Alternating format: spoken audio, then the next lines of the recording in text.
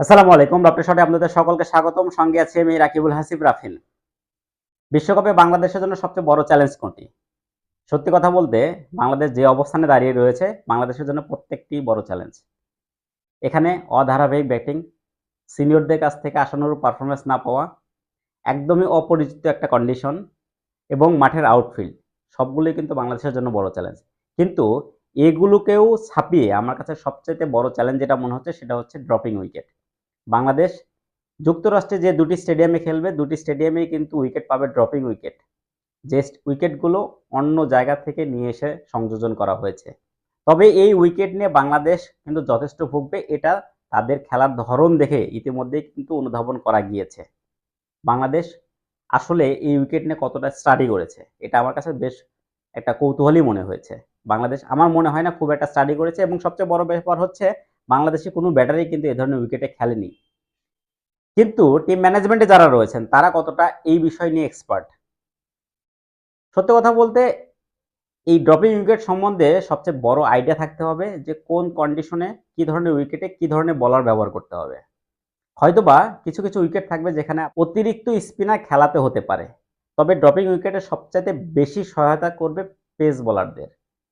এই ক্ষেত্রে বাংলাদেশে যে ফাস্ট বোলাররা রয়েছে তারা হয়তোবা এখান থেকে বাড়তি সুবিধা পাবে।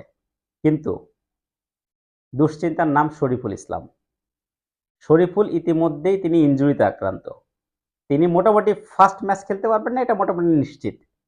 আমেরিকায় যে ২ টি ম্যাচ রয়েছে সেই ২ টি ম্যাচই যদি তিনি মিস করেন, তাহলে কিন্তু বাংলাদেশ একটা বড় শক্তি হারাবে এই জায়গায়। আমরা হয়তোবা শরীফুলের কাছ থেকে ওই সার্ভিসটা নাও পেতে পারি। কিন্তু আমরা ড্রপিং উইকেট থেকে যে ফ্যাসিলিটি, সেই ফ্যাসিলিটি থেকে যদি বঞ্চিত হই, বিশ্বকাপে আমরা ইতিমধ্যেই সেই আশাটা হারিয়ে ফেলেছি।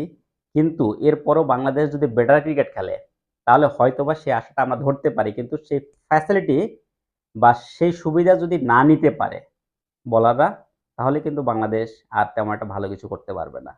২ টি বড় দলের বিপক্ষেই যুক্তরাষ্ট্রে খেলা। শ্রীলঙ্কা এবং দক্ষিণ আফ্রিকা। তাদের বিপক্ষে যদি বাংলাদেশ ভালো কিছু না করতে পারে, তাহলে এই বিশ্বকাপ থেকে পাওয়ার আর তেমন কোনো সম্ভাবনা থাকছে না, এটা মোটামুটি নিশ্চিত। অবশ্যই যুক্তরাষ্ট্রের মাটিতে একটি ম্যাচ জয় খুবই ইম্পর্টেন্ট। সেটা যে দলের বিপক্ষেই হোক না কেন। তবে আমাদের সবারই টার্গেট থাকবে ১ম ম্যাচটা, যেহেতু শ্রীলঙ্কা অপেক্ষাকৃত দক্ষিণ আফ্রিকার চেয়ে একটু দুর্বল, সেই ফায়দা নিতে গেলে অবশ্যই উইকেট সম্বন্ধে, আউটফিল্ড সম্বন্ধে, টোটাল এনভায়রনমেন্ট সম্বন্ধে আরও একটু স্টাডি করতে হবে এবং আরেকটু অভিজ্ঞতা সঞ্চয় করে বাংলাদেশ যদি ভালো কিছু করে, সেটা বাংলাদেশের এই বিশ্বকাপে টিকে থাকার জন্য আমার মনে হয় সবচাইতে বড় ভূমিকা রাখতে পারে।